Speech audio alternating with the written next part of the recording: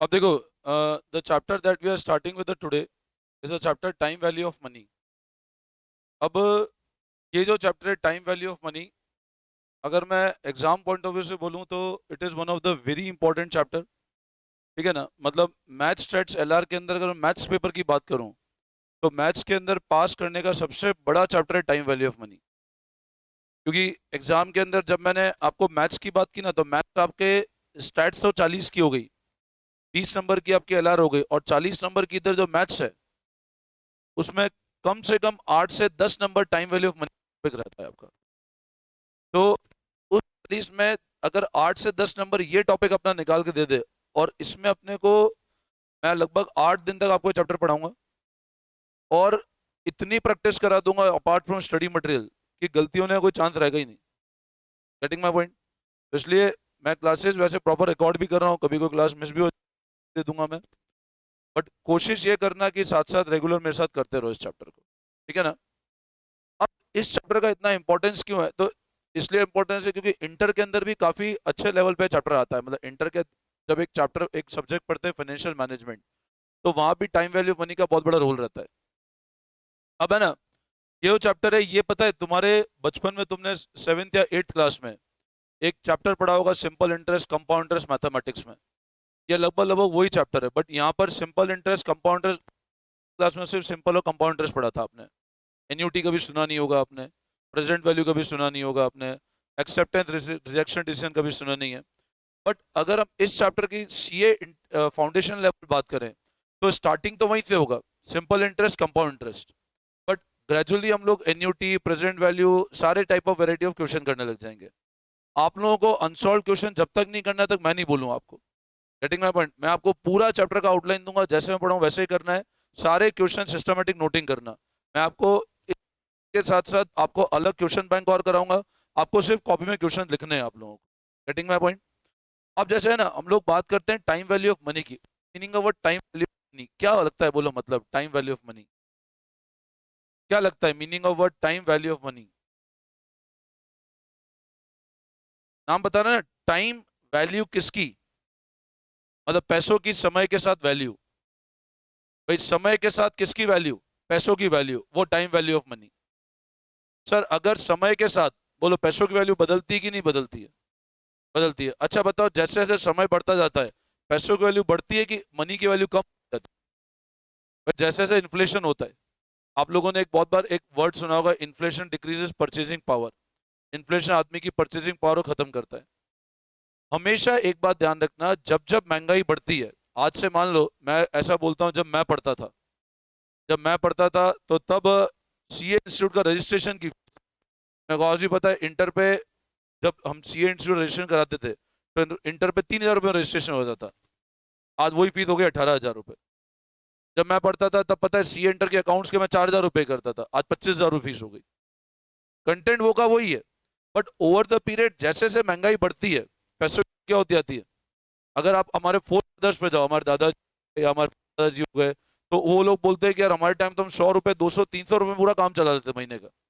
और आज देखा जाए तो लाख रुपए भी कम पड़ जाते हैं महीने के। तो जैसे जैसे समय की वैल्यू बढ़ेगी पैसों की वैल्यू क्या होती आएगी। अब ऐसा हो सकता है आज कोई लाख रुपए ना बहुत अच्छा, आज से 20 लाख रुपए ना बहुत अच्छा बात नहीं होगी, क्योंकि महंगाई बढ़ रही है तो आपकी परचेसिंग पावर क्या होती जा रही है? कम होती जा रही है। टाइम वैल्यू ऑफ मनी उसी चीज पे फोकस करता है कि जैसे जैसे महंगाई बढ़ेगी पैसों की वैल्यू क्या होती आती है? कम होती आती है। और उस वैल्यू को हमको निकालना सीखेंगे टाइम वैल्यू ऑफ मनी। अब ये चैप्टर स्टार्ट कहां से होता है?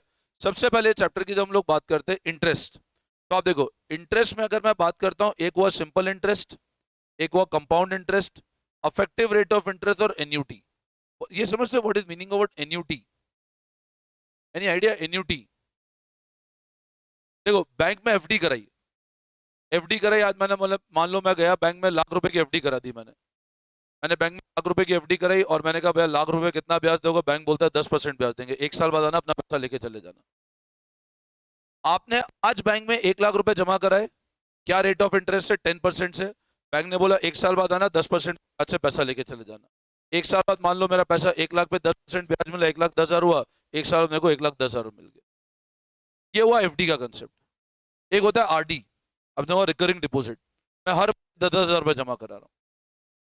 जब आप एवरी मंथ काम करते हो ना, वो कहलाता है एन्यूटी। एन्यूटी का मतलब क्या होता है? इंटरवल पे करना, इज नोन एज एन्यूटी। तो सबसे पहले हम इस कंसेप्ट पे बाद में आएंगे। मैं सबसे पहले बात करता हूँ सिंपल इंटरेस्ट की और बात करता हूँ कंपाउंड इंटरेस्ट की। Now what is simple interest?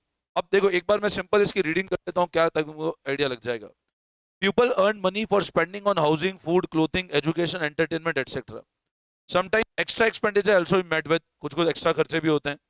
For example, there might be marriage in family, one may want to buy a house, one may want to set up his business, one may want to buy a car and so on.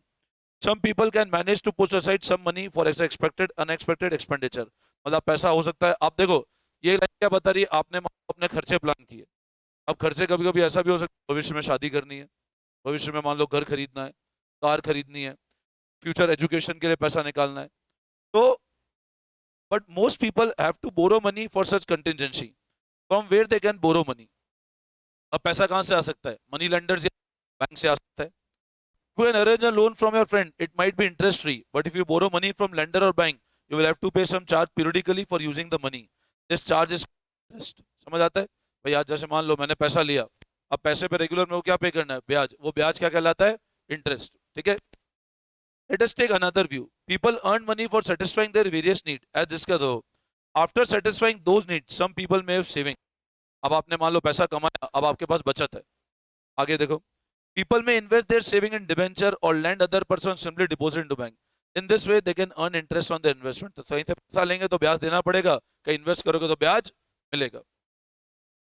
Most of you are aware of the term interest। Interest can be defined the price paid by a borrower for use of lender money। Know about interest and other related term as follows। ये तो सबको clear है। अब के अंदर मैं एक basic assumption लूं, आपको वर्ड प्रिंसिपल का मतलब पता है। प्रिंसिपल मतलब ब्याज, जो अपन मूल लेते हैं पैसा। आज जैसे मान लो मैंने 1 लाख रुपए उधार पे लिए और सामने वाला बोलता है भैया 10% में ब्याज लूंगा। अब 1 लाख पे जो ब्याज है, कितना ब्याज है? ये मेरी कॉस्ट है। और इस 1 लाख को उसने कहा भैया मेरे को 2 इंस्टॉलमेंट में पेमेंट कर देना। तो हर साल आप कितना कितना दे दोगे? अब आप समझना, पहले साल आपने दिया 1 लाख अपॉन 2 किया, 50,000 रुपये आया। तो 50,000 तो प्रिंसिपल दिया और 10,000 क्या दिया? अब सेकंड ईयर क्या होगा? 50,000 का वापस प्रिंसिपल लगेगा, बट अब इंटरेस्ट 50,000 पे 10%। इंटरेस्ट किस पे? 50 पे 10%। तो अगले साल कितना पेमेंट करोगे आप? अब यहां पर एक चीज समझना, 50,000 जो आपने दिया बच्चों, वो आपका कॉस्ट नहीं है, वो तो आप प्रिंसिपल पेमेंट कर रहे हो। भैया मैंने लोन लिया और लोन के ऊपर वापस लोन ही चुकाया, तो कॉस्ट का है? मैंने आपसे 1 लाख रुपए लिए और आपको वापस 1 लाख दे दिए, तो कॉस्ट का है? बट ये जो मैंने इंटरेस्ट पे किया 10,000 और वो जो 5,000 इंटरेस्ट पे किया, वो मेरी कॉस्ट है।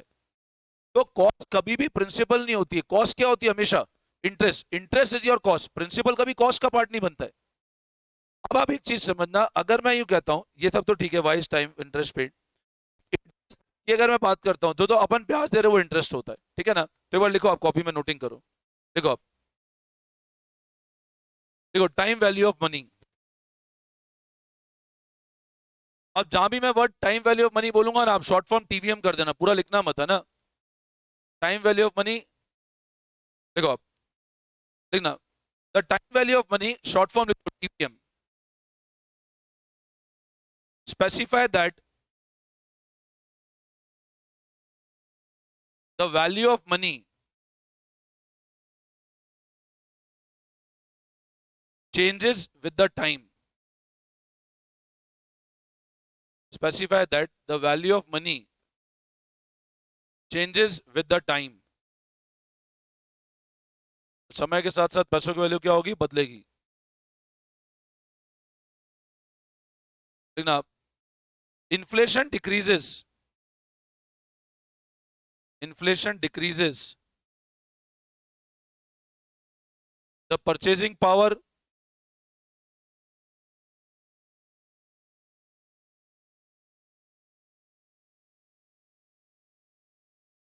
and over the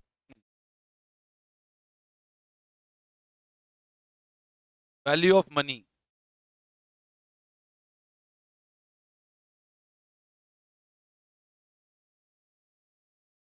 Over the time value of money। Write down first point।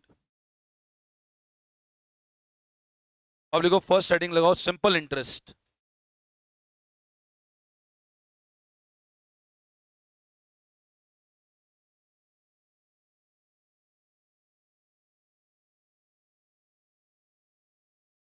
Simple interest. Now what is meaning of word simple interest?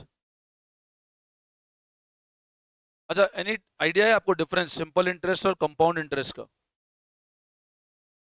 Simple interest को कहते हैं सिंपल ब्याज, सरल ब्याज, और कंपाउंड कहते हैं चक्रवर्ती ब्याज। कंपाउंड इंटरेस्ट को बोलते हैं चक्रवर्ती ब्याज। क्या डिफरेंस है सिंपल इंटरेस्ट और कंपाउंड इंटरेस्ट? इस the gate gate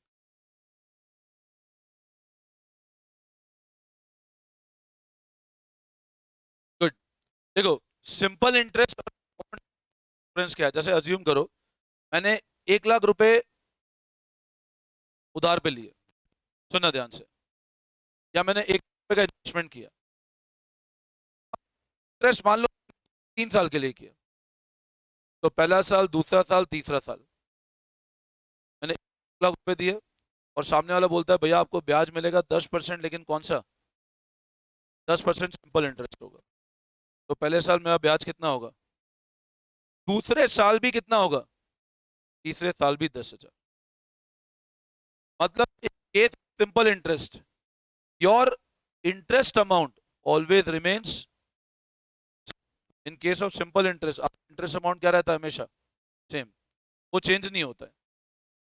simple interest का मतलब क्या होता है? वो सिचुएशन जिसमें आपका इंटरेस्ट का अमाउंट चेंज नहीं होता है। अब आप मेरे को तो ना गेट लगा के, तो देखो सिंपल इंटरेस्ट मतलब क्या हुआ? अब मेरा हर साल ब्याज कितना रहा? सेम। तो आप बताओ 3 साल बाद मेरा टोटल ब्याज कितना आया? 30,000। तो अब अगर मान लो सिंपल, अगर मेरे को ऐसा बोले इंटरेस्ट 30,000 है और 3 साल के लिए इन्वेस्टमेंट किया, तो आप हर साल का ब्याज कितना होगा? ऐसे भी कर सकते। पॉइंट समझना, ये सब क्वेश्चंस में काम आते हैं आगे, जब क्वेश्चन घुमा फिरा के मिलेंगे तो आपको एक।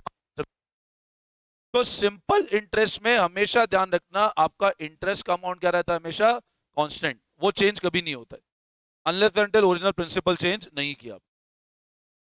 लेकिन अगर मैं बात करता हूं वर्ड कंपाउंड इंटरेस्ट की,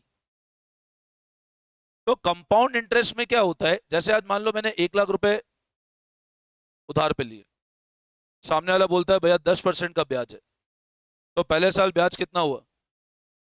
10,000। अगले साल 1,10,000 पे वापस कितना लगेगा? तो अगले साल ब्याज कितना हुआ? फिर तो ब्याज कितना हुआ? अब इस मतलब क्या हुआ कि बैंक क्या कर रहे हैं आपसे? हर साल आप इंटरेस्ट ब्याज पे दोबारा ब्याज ले रहा है। इसका मतलब क्या हुआ? पहले साल मेरा कितना अमाउंट था? आपने 10,000 रुपए, अब आपने मान लो पहले साल पेमेंट किया ही नहीं बैंक को, तो अगले साल बैंक आपसे कितना ब्याज लेगा? मतलब आपका 10,000 रुपए इंटरेस्ट है, उस पर बैंक ने 10% आपसे ब्याज ले लिया। तो कंपाउंड इंटरेस्ट का मतलब क्या हुआ कि बैंक ब्याज पे दोबारा ब्याज लेता है, वो कहलाता है compound interest.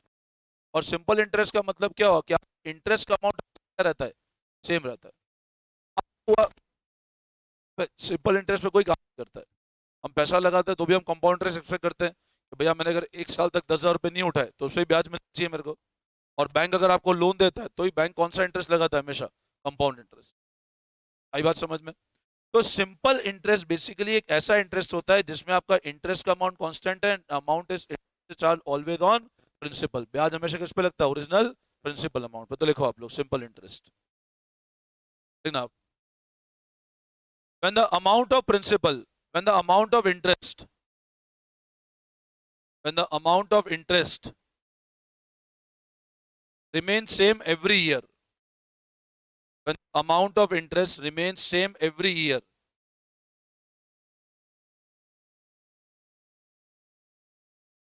that is simple interest.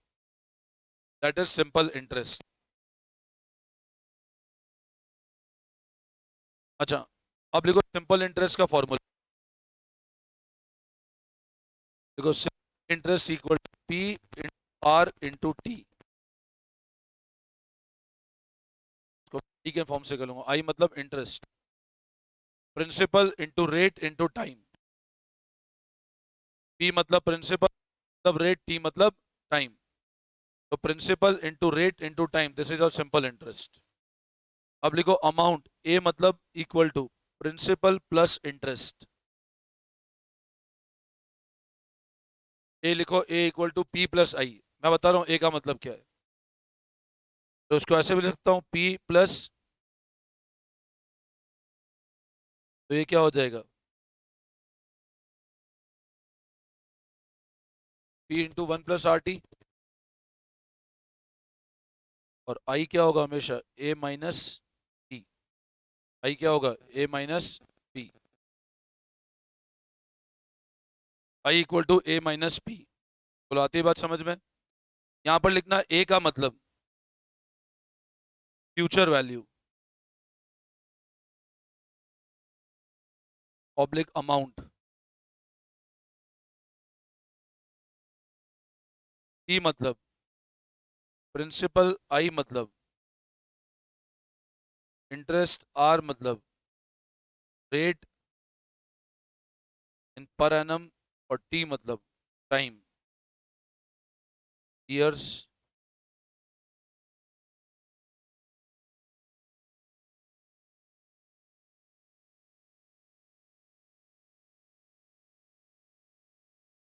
तो आपका सिंपल इंटरेस्ट होता है P into R into T, A होता है P plus I, P plus P into R into T, P common लिया तो one plus R T, I होगा A minus P. बोलो यहां तक कोई तकलीफ, कोई डाउट? तो कंसेप्ट जो हमने पढ़ा उसका फॉर्मूला क्लियर है। ये मतलब future value P plus I, simple P into R into T, P common लिया one plus R T, interest is A minus P. कोई डाउट? एग्जाम्पल लिखो। बुक सब लोग बंद कर दो, बुक्स बंद कर दो एक बार सब लोग।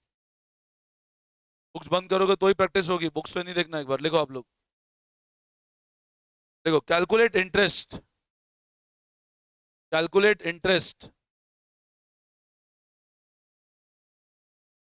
On rupee 2000 at 6%. Calculate interest on rupee 2000 at 6% simple interest for 2 years. बहुत ईजी है। कितना होगा बताओ, सिंपल। 2000 पे क्या रेट है, कितने सालों के लिए, 2 सालों के लिए। तो 2000 पे 6%, 2 साल के लिए कितना बनेगा? अच्छा बताओ, 240 बना। आगे इसमें लिखो ऑल्सो कैलकुलेट फ्यूचर वैल्यू, नीचे लिखना फ्यूचर वैल्यू। बोलो फ्यूचर वैल्यू क्या हो जाएगी, 2000 तो, और 240 का ब्याज, कितना हो गया फ्यूचर वैल्यू, 2240 रुपए। फ्यूचर वैल्यू है 2240 रुपए।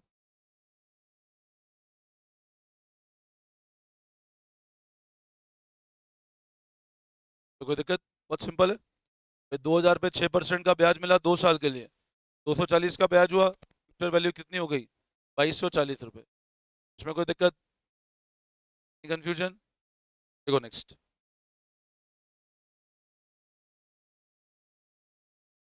देखो find the rate of interest, find the R कर दो, आर मतलब रेट ऑफ इंटरेस्ट है ना। If amount owed after 6 month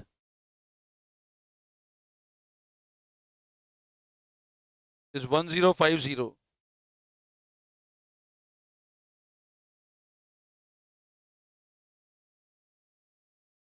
borrowed amount rupee 1000। बताओ क्या फाइंड करना है हमको, रेट निकालनी है। तो 6 महीने बाद कितना पैसा देना बन रहा हो, 1050, और आज कितना उधार पे लिया। मतलब आप समझो, मेरे को रेट निकालनी है, अब डायरेक्ट भी कर सकते हो आराम से। भाई 6 महीने बाद 1050 देना है, आज ब्याज कितना लिया, आज अमाउंट कितना लिया 1000, ब्याज कितना दे रहे हो आप, 50 रुपए। ब्याज कितना दे रहे हो, 50 रुपए। तो 50 रुपए और 1000 पे दे, 5% 6 महीने का हुआ, तो साल भर कितना हो गया, 10%। और फॉर्मूले से निकालना चाहो, फॉर्मूले से निकालो। हमको पता है आई क्या होता है, ए माइनस पी, तो आई कितना है 7 रुपए, और आई वापस किसके बराबर होता है पी इंटू 1000। रेट निकालनी है, टाइम कितना है, निकाल लो रेट कितना आता है, रेट अपॉन 100 कर देना ना,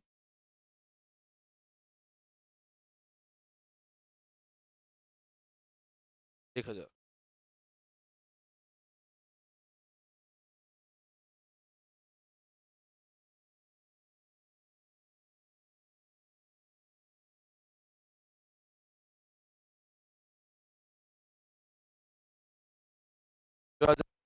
%,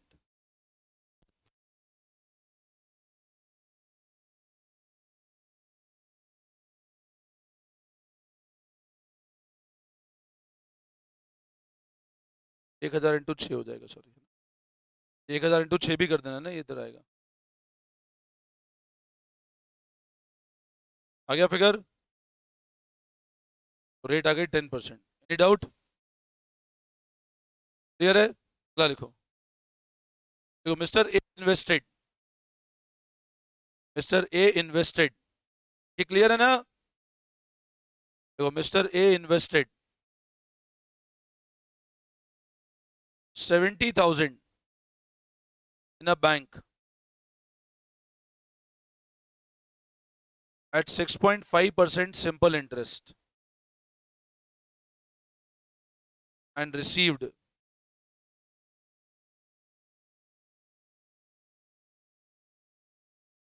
85,925 at end. Find the term. Mr. A invested 70,000 in a bank at 6.5% simple interest and received 85,925 at the end. Find the term. अब टर्म निकालना है, बताओ, मतलब अपने को क्या टाइम निकालना है, वापस बोलो इंटरेस्ट कितना होगा 15,925,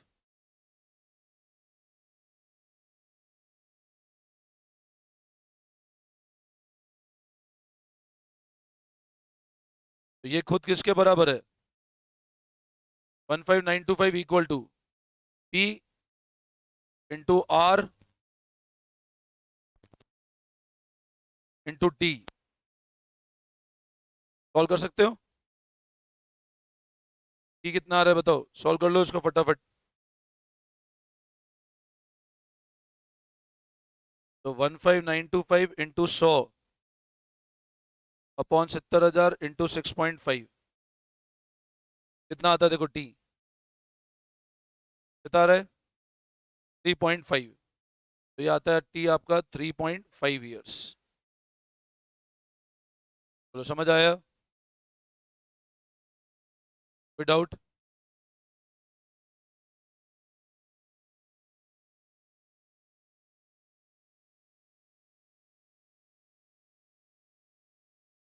क्लियर है यहां तक,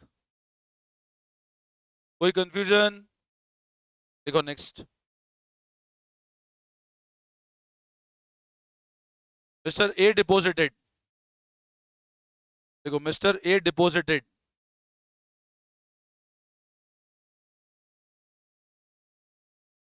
some amount in bank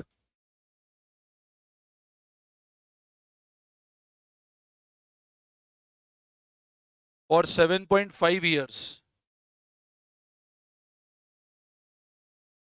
at 6% simple interest. Sir A deposited some amount in bank for 7.5 year at 6% simple interest and received 101,500 at end. 101,500 at the end. Calculate initial deposit. अब कुछ पैसा bank में डाला 7.5 सालों के लिए 6% सिंपल इंटरेस्ट पे और 1,01,500 मिला एंड में। कैलकुलेट करो इनिशियल डिपॉजिट। अब बताओ एंड में कितना पैसा मिला उसको 1,01,500, तो ये क्या हुआ आपका, ये अमाउंट है फाइनली मिला इतना, अपने को कितना पैसा निकाला वो बताना है। 7.5% का ब्याज, 7.5 साल है और 6%। मैंने आपको एक फॉर्मूला बता रखा है, एक इसके बराबर होता है, ये होता है, बट इंटरेस्ट तो है नहीं मेरे पास में, तो मैं इस ए को ऐसे भी लिख सकता हूँ, पी इंटू, ये भी लिखा है था ऊपर, सुनो, आई को P into R into T, P common लिया, तो ए कितना है बताओ मेरे पास में,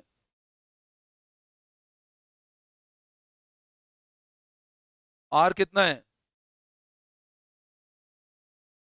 और टाइम, साढ़े, डिवाइड बाय 12 मत कर देना, नहीं है ये, 7.5 साल है, कितना आता है चेक करो, पी, सॉल्व करो इसको,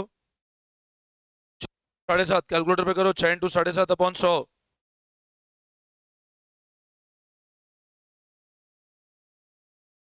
कितना आ रहा है, 6 इंटू 7.5, 45 आ रहा है, 101,500 इक्वल टू पी 1 प्लस 45/100,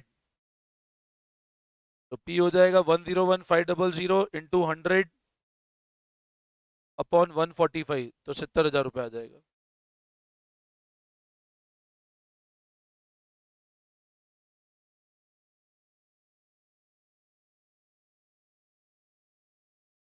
तो समझ में आया?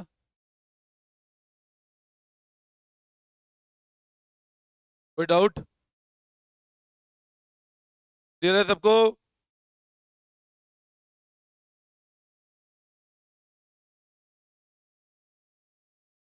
एक ही बात है ना, आप 1.45 कर दो इसको, आप 45/100 को 0.45 कर दो और 1 जोड़ दो तो वापस 1.45 आ जाएगा, बात वही है। समझ में आया? वापस समझाऊं? क्लियर है? देखो नेक्स्ट, कर लिया सबने? देखो, अ सम of rupee 46875 was lent at simple interest and at end of 1 year 8 month amount was rupee 50,000. Find the rate. अब क्या गिवन है? 46875 पैसा अपन ने लेंड सिंपल इंटरेस्ट पे, और 1 साल 8 महीने बाद अमाउंट कितना बन गया? 50,000। रेट निकालो। अब बताओ 1 साल 8 महीने मतलब कितना हुआ? 50,000 रुपए। क्या पहले बताओ, फ्यूचर वैल्यू की आज की वैल्यू, और आज कितना पैसा लगाया हमने? 46875। मतलब सर ए होता है पी 1 प्लस, तो 50,000 खुद किसके बराबर है सर? और टाइम कितना है? 1 ईयर 8 मंथ, ऐसे लिख सकता हूं मैं? 1 ईयर 8 मंथ ऐसे लिख सकता हूं ना मैं? 1 plus R into T, yes और नो? तो आर इंटू टी कितना है? 1/8/12। तो 1/8/12 सिंप्लीफाई करो, ये कैंसिल हो जाएगा, तो ये कितना आता है? 4 6 और 2 3, तो इसको ऐसे हो जाएगा 50,000 equal to 46875 1 plus R into, yes और नो? टी 1/2/3 है, टी 1/2/3 है, तो 1/2/3 कितना हो जाएगा बताओ? ये आता है सिंप्लीफाई करना, 3 × 1 प्लस 2, तो 5/3 हो जाएगा ये। तो ये क्या है? 50,000 अपॉन,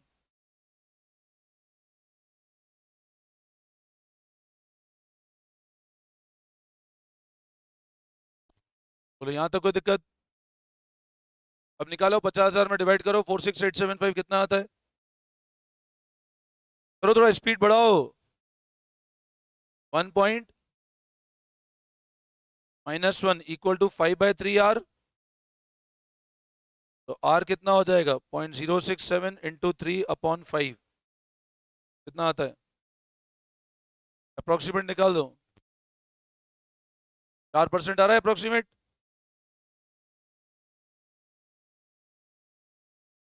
फोर परसेंट आ रहा है।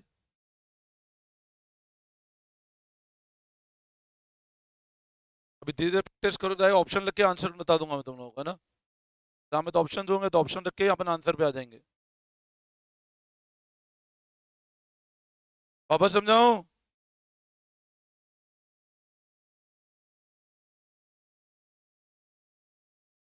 0.04 आ रहा होगा। 4% इसको कैसे लिख सकते हो पता है?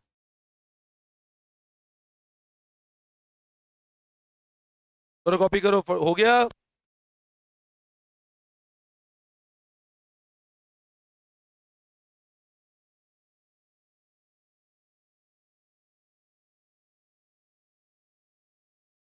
कर लिया?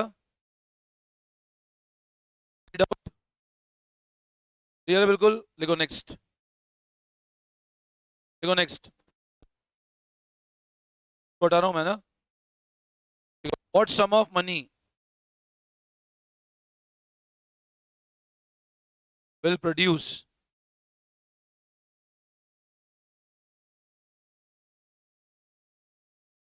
28,600 as interest in 3 year 3 months.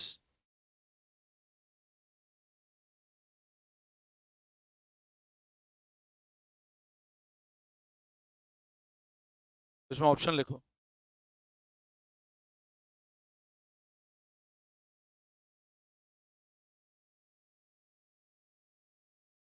Option है what someone will produce 28,600 as interest in 3 year 3 month at 2% simple interest.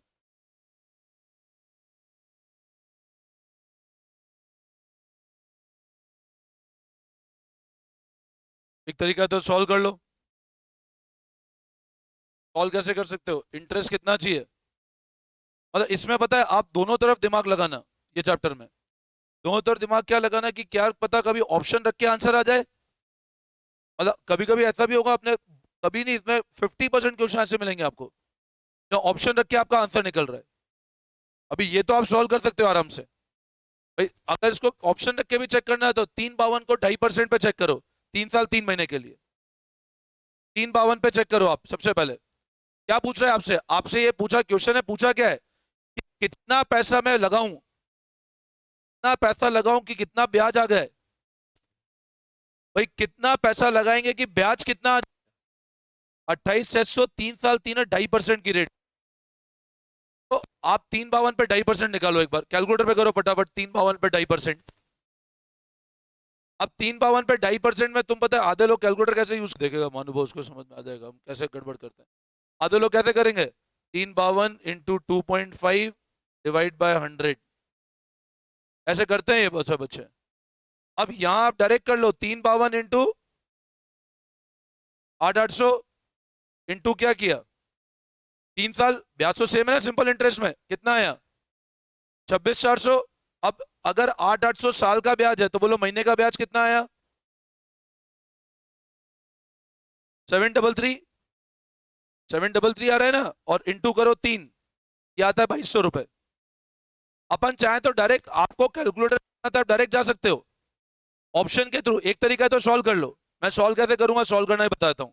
ब्याज कितना है बताओ, कितना पैसा लगाऊं कि 28,600 ब्याज आ जाए। तो 28,600 ब्याज किसके बराबर होता है? तो 28,600 इक्वल टू पी निकालना है मेरे को, कितना पैसा लगाऊं कि 28,600 ब्याज आ जाए। आर कितना है, और 3 साल 3 महीने, तो ये क्या हो जाएगा डायरेक्ट ऐसे कर लूं। अब एक तरीका तो है सर, इसको सॉल्व करें। तो इसको सॉल्व करोगे तो कितना आता है,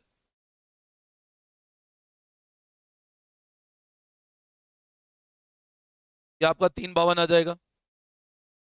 एक तो तरीका ये हुआ आपके पास। और एक और तरीका क्या है, आप ऑप्शन को रख लो। मान लो प्रिंसिपल कितना होता भाई, 352 अगर प्रिंसिपल होता जिसपे ब्याज कितना मैच हो जाए, वो आंसर है मेरा। अब कैसे, वो ज्यादा इजी है। आप 352 पे 2.5% निकालो, कितना आया?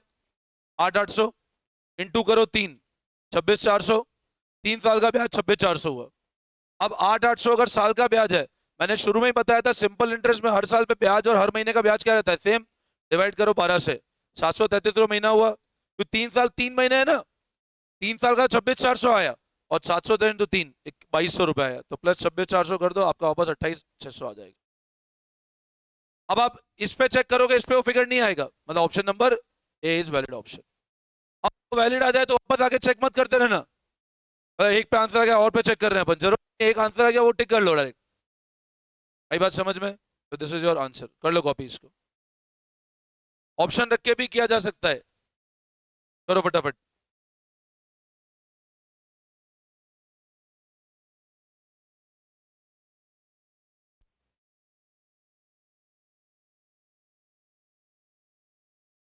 यहां तक कोई डाउट? कॉपी कर लिया? देखो next. In what time will rupee 85,000 amount to 157,675 at 4.5% simple interest per annum. Option लिखो इसमें, 20 साल, 15 साल, 25 साल, 19 साल।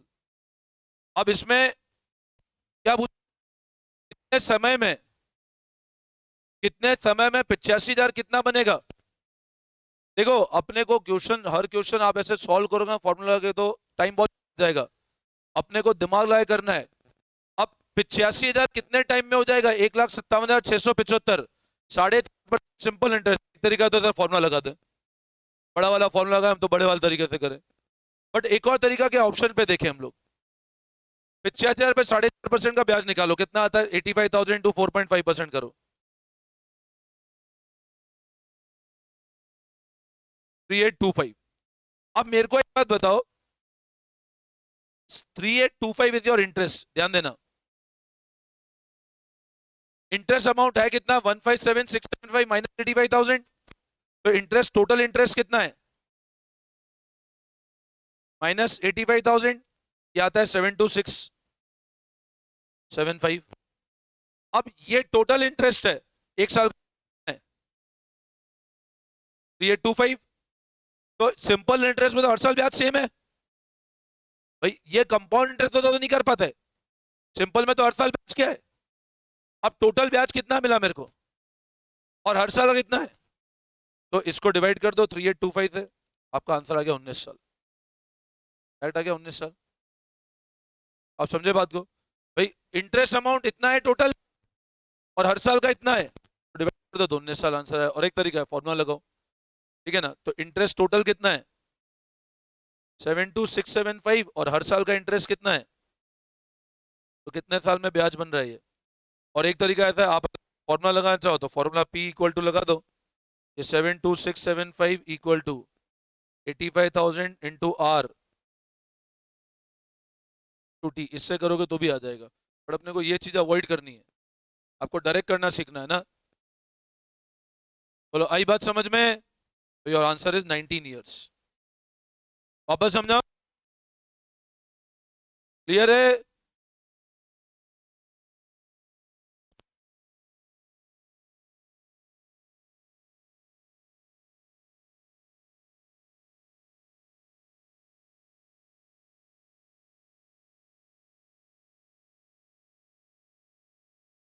अब एक्सरसाइज 4A स्टडी मटेरियल में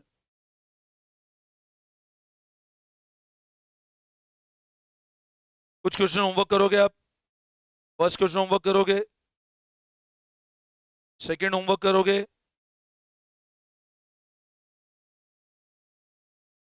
थर्ड होमवर्क करोगे,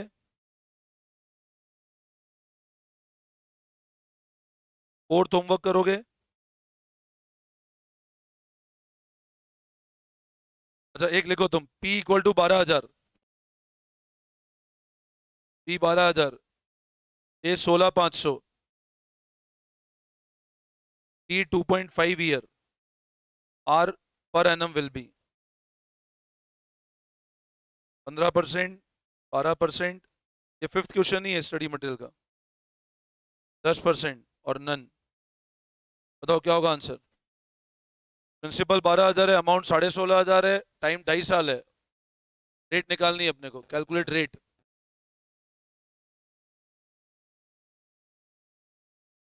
डायरेक्ट कोशिश करो करने की,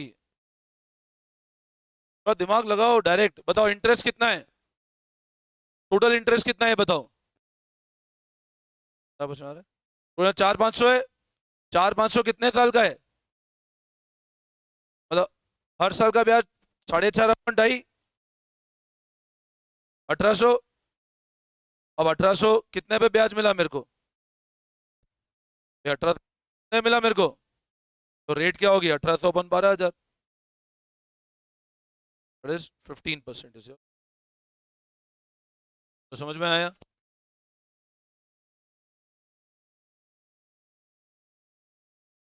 कोई दिक्कत?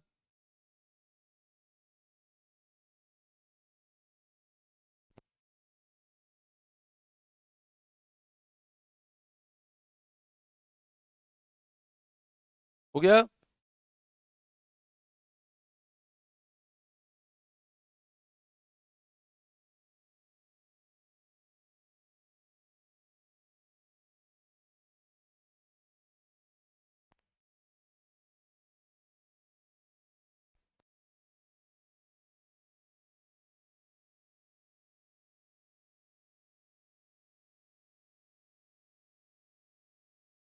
देखो देखिए 8th वाला भी देखो, स्टडी मटेरियल सम लिखो आप, sum required. What is the sum required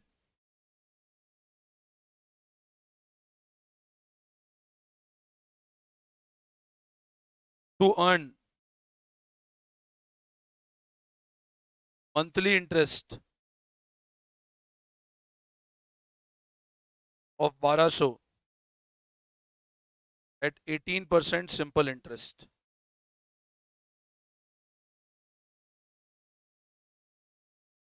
50,000।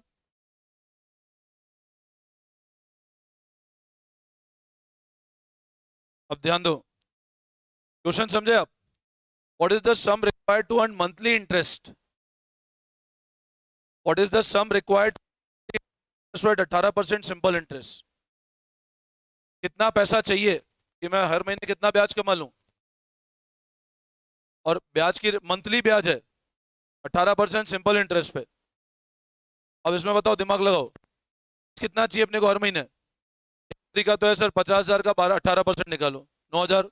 9,000 divide by 12 करो, नहीं बैठता है 1,200। 50,000 18%, 9,000 12 करा, 1,200 नहीं आ रहा है। 60,000 का 18% करो, कितना आता है। 60,000 का 18% करो, 10,800 डिवाइड करो 12 से, तो 900 महीने का ब्याज आया। 80,000 पे करो 12%, और डिवाइड 80,000 पे 18%, सॉरी, और डिवाइड करो 12 से, आ रहा है 1,200 रुपए। Option number C is the correct option.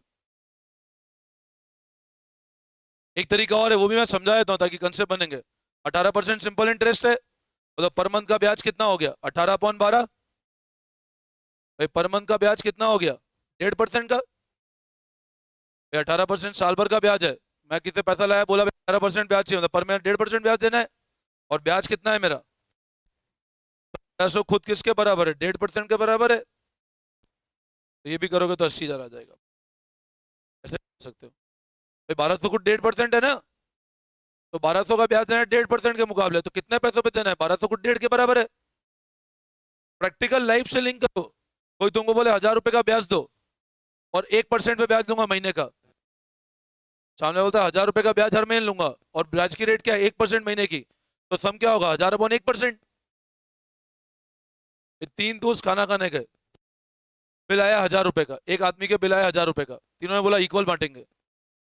अब एक बंदा कितना दे रहा है 1,000, तो बताओ टोटल बिल कितने का आया होगा 3,000 का। वही तो है भाई, 1,200 का ब्याज दे रहे हो 1.5% पे, तो टोटल कितना सम होगा 80,000।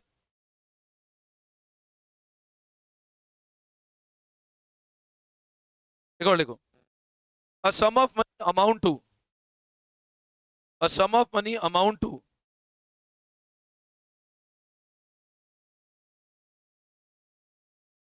6200 in 2 years. 6200 in 2 years. 7400 in 3 years. And 7400 in 3 years.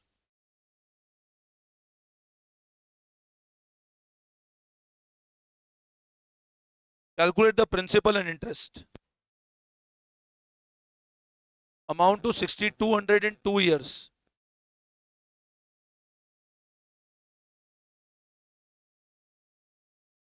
Calculate principal and interest. Options लिखो, 3800 31.58%, B 3000 or 20%, C 3500 or 15%, D none of these. बताओ, 6500 रुपए 2 साल में होते हैं और 7400 रुपए 3 साल में होते हैं.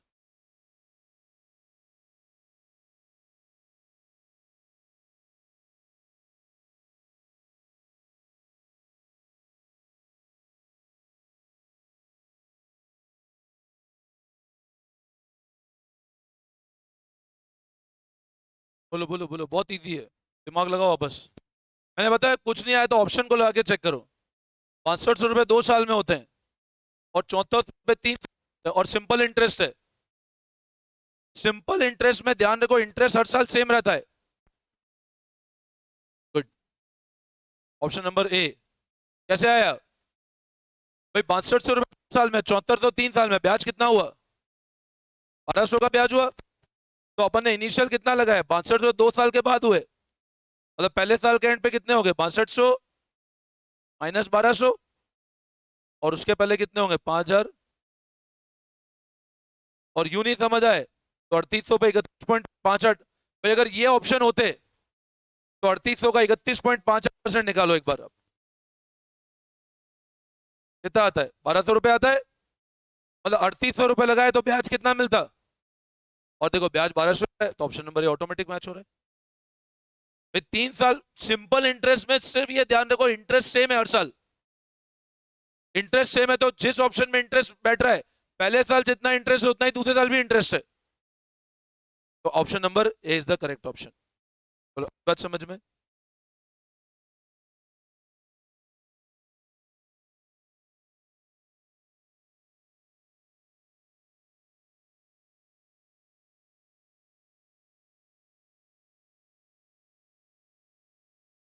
तो बेसिक कंसेप्ट और सिंपल इंटरेस्ट का बोलो, इसमें कोई दिक्कत?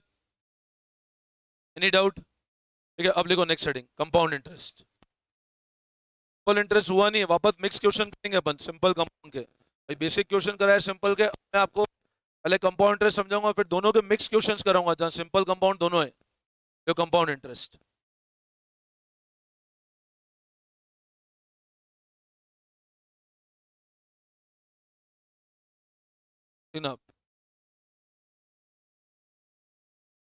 when the interest is paid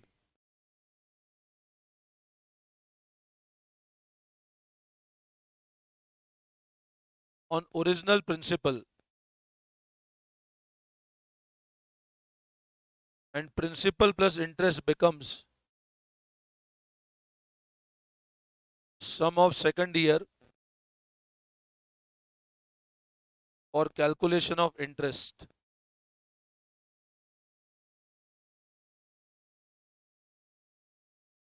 that is compound interest. क्या होता है कंपाउंड इंटरेस्ट? तो प्रिंसिपल प्लस ब्याज वापस सम ऑफ सेकंड ईयर बन जाता है, तो वो होता है कंपाउंड इंटरेस्ट.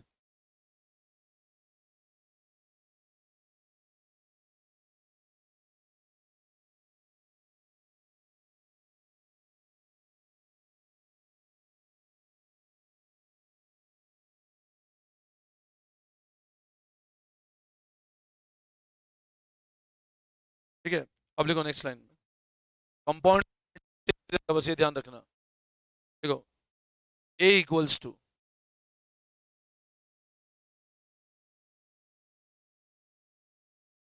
आर की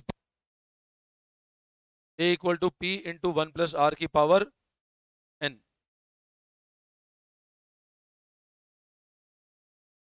अब ये तो जब कंपाउंडिंग एनुअल हो,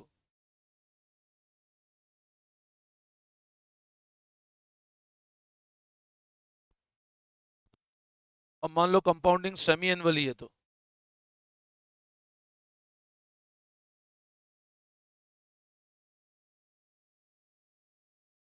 सेमी एनुअल ही समझते हो ना, साल में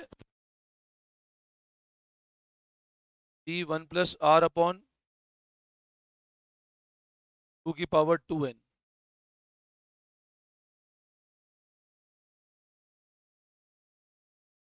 कंपाउंडिंग क्वार्टरली है, साल में 4 बार।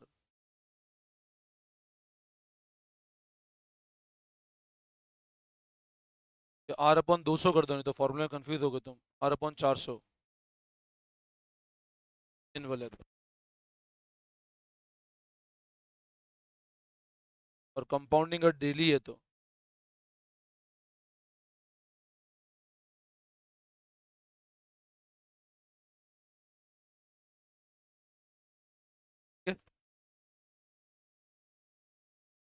Semi annual compounding, quarterly compounding, daily compounding और एनुअल कंपाउंड।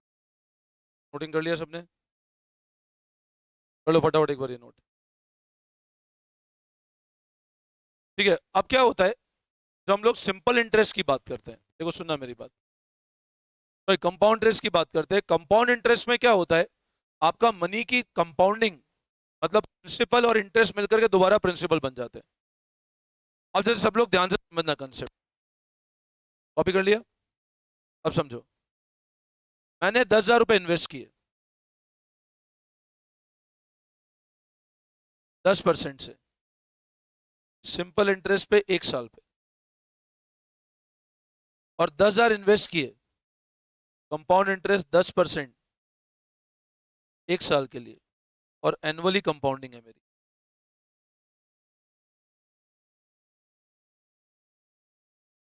ध्यान दो, 10,000 रुपए लगाए, 10% सिंपल इंटरेस्ट 1 साल। बोलो 1 साल बाद अमाउंट कितना हो जाएगा, आपको कितना ब्याज मिलेगा? 10,000 पहले केस 10% सिंपल इंटरेस्ट 1 साल के लिए किया तो ब्याज कितना होगा?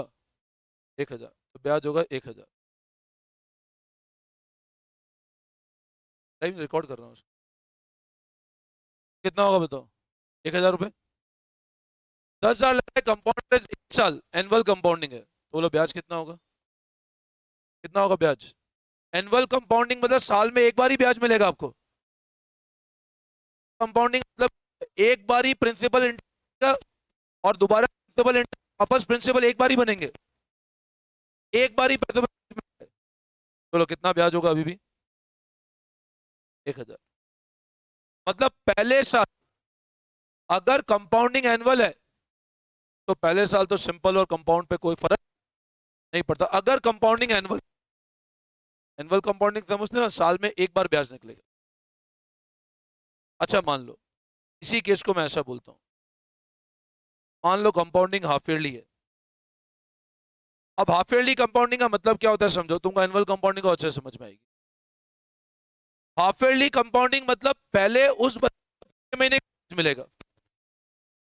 6 महीने ब्याज कितना हुआ बताओ? 10,000, 10% की रेट है।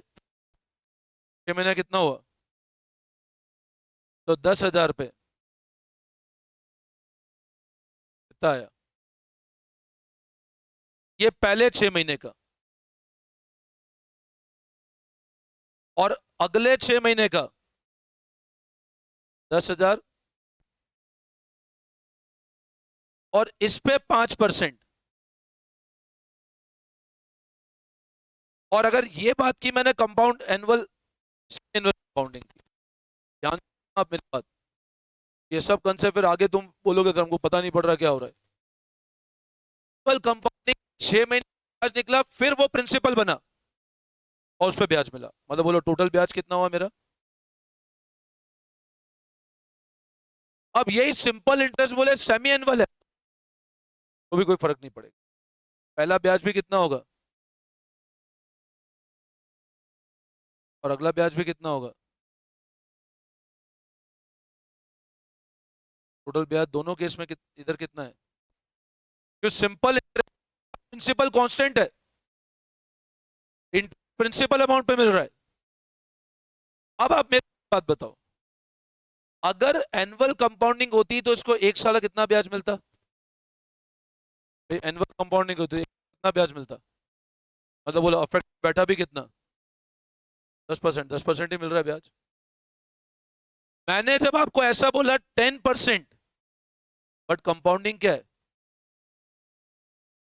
सेमी एनुअल है, तो आप देखो आपको ब्याज ज्यादा मिला ना, 10,000 पे 10% तो 1,000 ही होता है। बट क्योंकि कंपाउंडिंग सेमी है, तो इफेक्टिव इंटरेस्ट में ऐसा बोल सकता हूँ ना, मेरे को कितना मिला कम सेमी इधर? समझे बात को? भाई अगर सेमी एनुअल कंपाउंडिंग है, एनुअल कंपाउंडिंग है, एनुअल मतलब साल में एक बार ही ब्याज मिल रहा है, तो 10% की रेट है, ब्याज भी कितना होना? अब मान लो मैं ऐसा बोलता हूँ, 10,000 रुपए बैंक ने मुझसे लिए, बैंक बोलता है हम 10% पे ब्याज देंगे और कंपाउंडिंग कैसे होगी, जबकि ब्याज की रेट कितनी है? तो जब साल के एंड पे इंटरेस्ट निकालोगे, तो आपको 10,000 का 10%, आपको ब्याज इफेक्टिव मिला कितना? तो ब्याज कितना मिला अप्रोक्सीमेट? 10 पॉइंट कितना परसेंट? बैंक बोल भले ही इतना रहा है, बट कंपाउंडिंग कौन सी है? तो ये कंपाउंडिंग का इफेक्ट है 0.5% ज्यादा। अब मान लो ऐसे ही बैंक बोले 10,000 का ब्याज है, 10,000 प्रिंसिपल है, 10% पर एनम है, और ऐसे बोले क्वार्टरली कंपाउंडिंग है, तो आप देखोगे तो पता है आपका ब्याज चला जाएगा, हर 3-3 महीने में इंटरेस्ट निकलेगा। अब 10,000 पे 10%, बोलो कितना आया? 1,000। पहले 3 महीने का कितना हुआ? 250 रुपए। अब ये पहले 3 महीने का हुआ, अगले 3 महीने का क्या होगा पता है? 10,000।